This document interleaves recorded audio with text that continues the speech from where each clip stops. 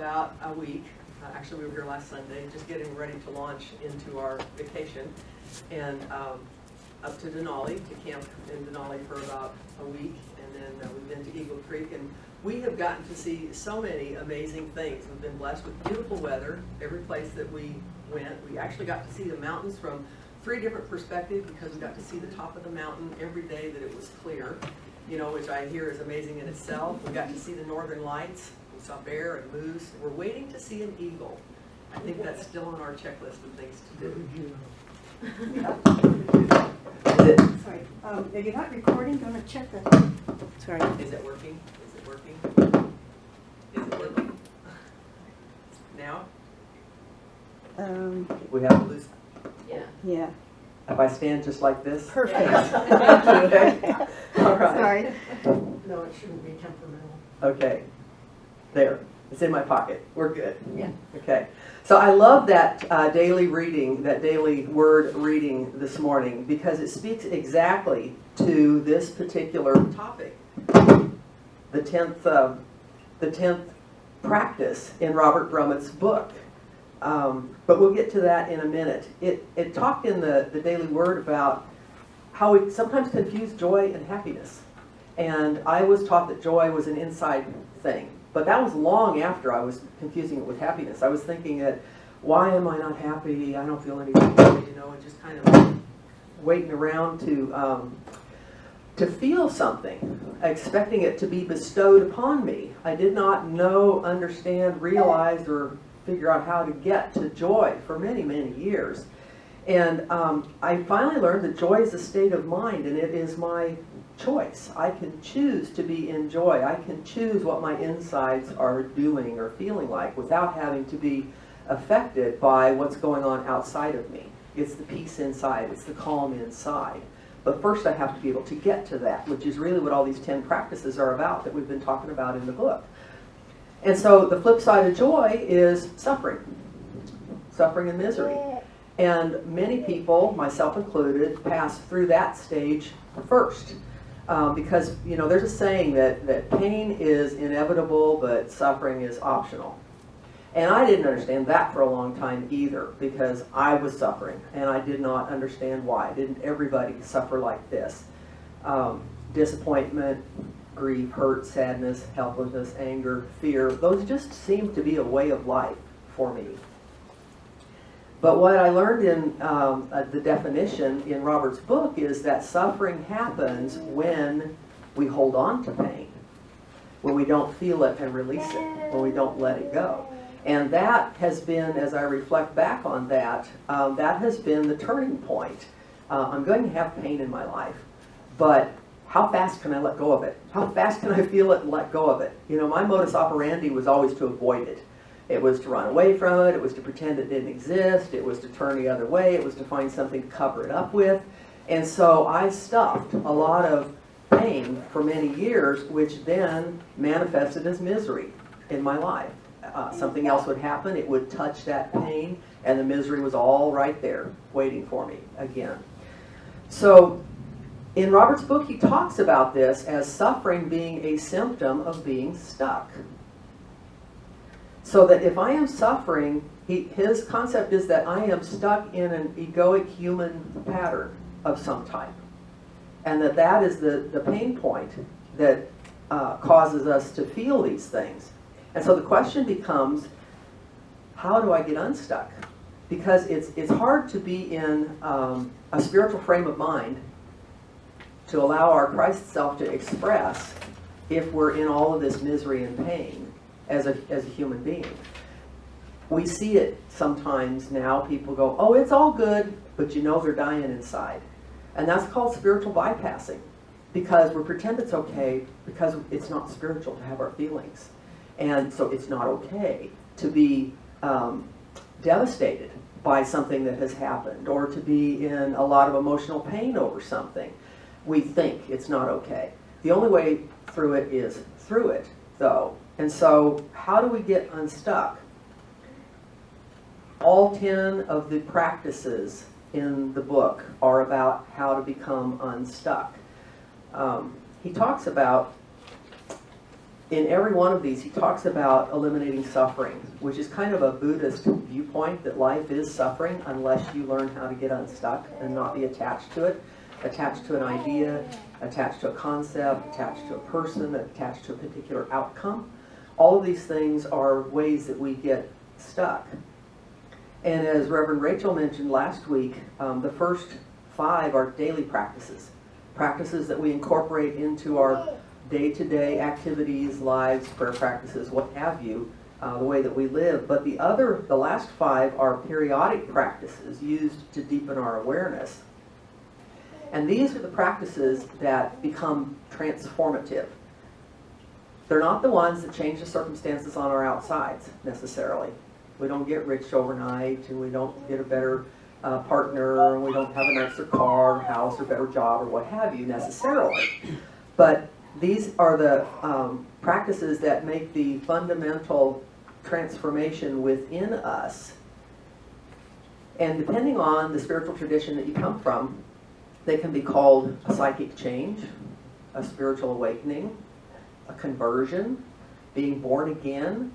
All of those phrases speak to this change within us that happens when we get unstuck, when we find that place that allows us to return to our normal state of being, to our state of being joyful and peaceful and standing in our own power.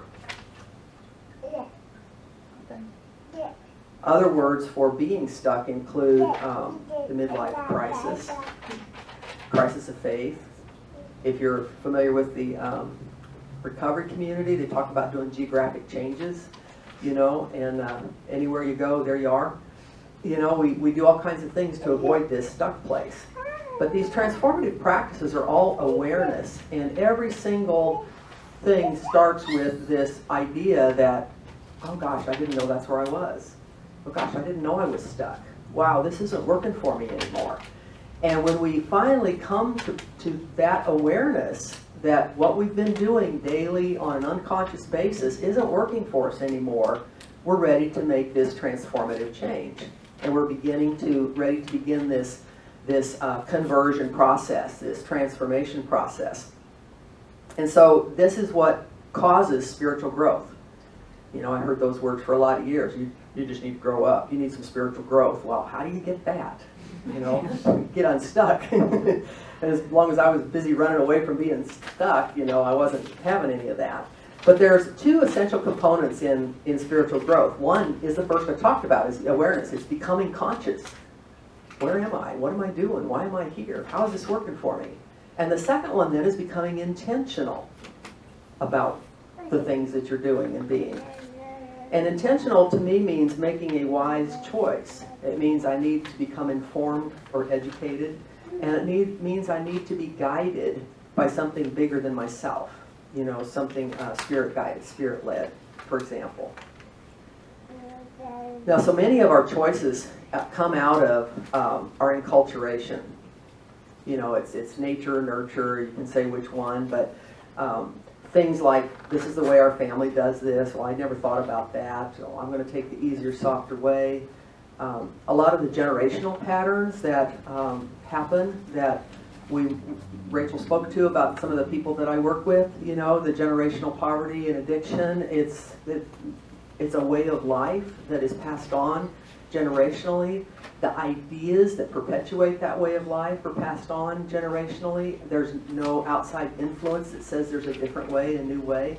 And so these things, no matter what walk of life you come from, are enculturated in you. And that's what we have to become aware of. We don't even know that we're operating out of these egoic patterns until we become aware of what is different than the rest of the world. So this growth happens through these transformative spiritual practices, and it's always uncomfortable. It's always a little bit difficult. And it always occurs at the edge of your comfort zone. If you're nice and cozy and comfortable and warm and, safe in your cocoon, saying your prayers and your meditation, you can grow to a certain point. But it's when you're called beyond that your spiritual growth occurs. When you're called beyond what you already know is where that growth occurs. So this and many other practices, the goal is not that I do it right. I can remember when I first started it with different spiritual practices, looking for the one that would work for me. I was always concerned about, did I do it right? Is this it? Well, what am I supposed to feel? Well, how's it working? You know, I was always evaluating it, looking from the outside, not having any evaluation criteria from the inside. And in Robert's book, he gave me a new perspective on this, and he said the goal is not to do it perfectly. The goal is to do it. Because it is in the doing it that we get our growth. It's in the running the race that we learn how to run a race. It's not that we won the race. It's that we learn how. We learn what the process is. And he also said that the primary practice of all spiritual practices is to find out where we get stuck. So when we hit a wall, that's exactly what's supposed to happen. We go, oh, there's the wall. That's where I get stuck. That's what I'm supposed to be working through. That's what my process is at this point. It's not that, gee, I didn't meditate for 30 minutes like I was going to. I got stuck after 7. Okay, great. I'll try to make it to 8 next time. And so he says that we can expect to get stuck. We have this monkey mind that starts up. It says, well, this is stupid. Well, this isn't working. I don't know why I'm wasting my time with this. There's nothing I can gain from this. I don't know what I'm supposed to be proving here. You know, I don't feel any different. And all of these things come up and start going through our mind, which is an indication that we're hitting our stuck point, that we're getting close to that. And so the goal is to do it anyway. And so the title of this particular chapter was I Am the Author of My Life. And there's lots of songs and everything out there like, I am the author of my life. But I put a comma after that. I am, comma, the author of my life. Because the I am within us, deep inside, that intuition, that knowingness, that peace and calm that is at our center is actually the author of our life. And this practice is trying to become aware of and get in touch with that. This practice is to move us into a deeper conscious awareness. We may be aware already of the things that we're thinking, the things that we're doing. Those are content. You know, what am I doing? The what is content. How am I feeling? Then we go through a stage where we label things. Well, that was bad thought. I don't want to have that thought. Well, that was bad behavior. I don't want to do that again. And those are all, you know, if you think about most spiritual practices, they start with the don'ts. Don't do this. Don't do that. You know, thou shalt not. All of those kind of things. And we, many recovery practices start with behaving yourself into a better person. We start with the don't. Don't drink. Don't drug. You know, don't do that first thing, whatever it is that you normally do to avoid your feelings.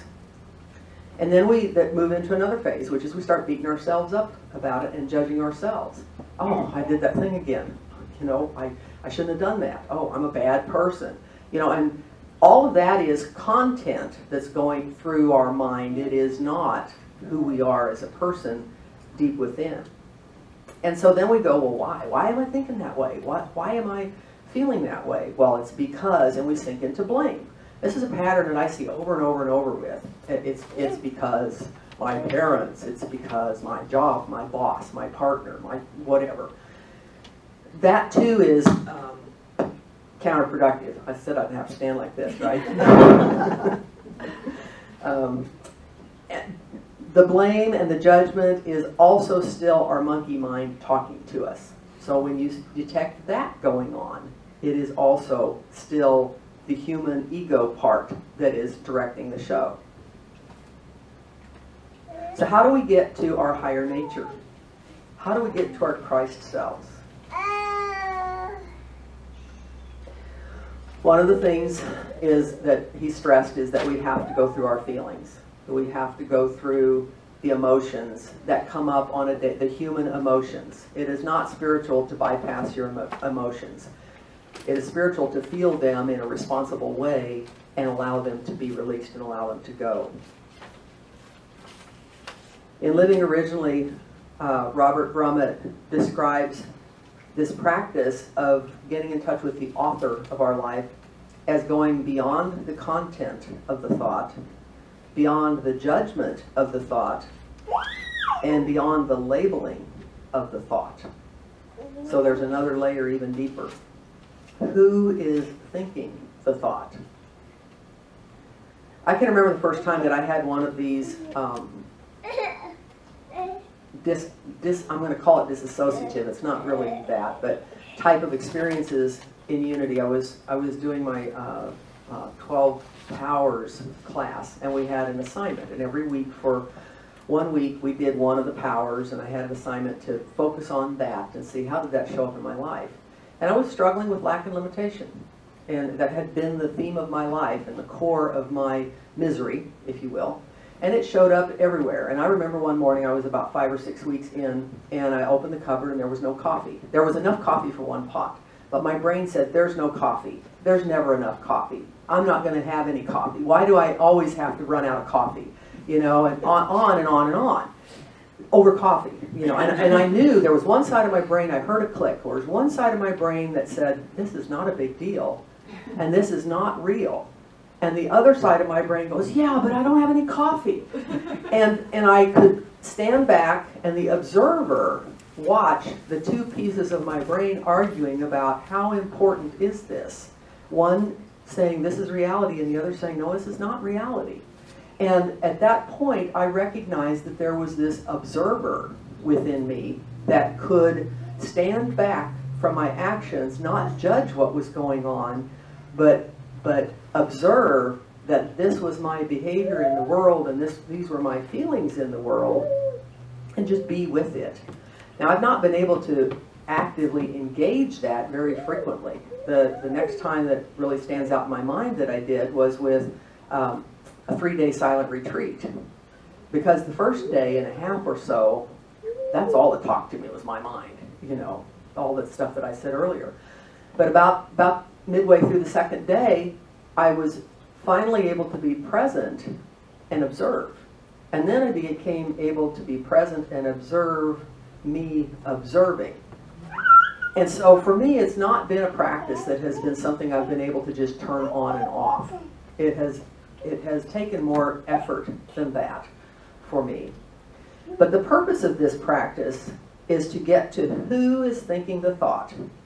The Christ mind, the God self, that is actually the spark of life within you that is causing your life, as opposed to the human self, which is our ego, which is usually running the show. And this human self, see the human self as a character in the play of our life. Robert states that to discover a reality that lies deeper than the rational mind or senses is the purpose of this particular practice. And so with all of that, he gets to finally to the nuts and bolts of it on page 174. And, you know, I'm always about the how. You know, a spiritual practice can sound all fine and fun and warm and fuzzy, but if I can't figure out how to use it, it doesn't do me any good. And so the how, he says, number one, I put the numbers in front. Suspend the belief that you are a victim of circumstance. Number two, suspend blame, guilt, and the belief in the reality of injustice. Third, become unattached and unjudgmental about the outcomes. Just is what it is. 4, use wisdom and discernment without judging as good and bad. Well, we've talked about all of those things already, all those layers. This is the 5th one, I believe, is the meat of the practice, which is notice your responses to your thoughts. You have this thought, what are you doing with it? What are you thinking about it? How are you judging it? Why am I thinking that? How did I act or react in response to that thought? How do I feel about that thought? What did I judge that thought? This is starting to dig down to a deeper layer. And then his last step is to incorporate self-awareness, compassion, and self-acceptance. Getting beyond the blame is a big piece of that. Getting beyond the self-recrimination about I shouldn't have done that. I regret the last half of my life because of things I said or did. Those are counterproductive to a spiritual practice, and we must get beyond that. So getting to compassion for self as well as for self-acceptance is essential. This morning I saw a meme on Facebook, an Eckhart Tolle quote that it was just amazing to me how these timings of things come up.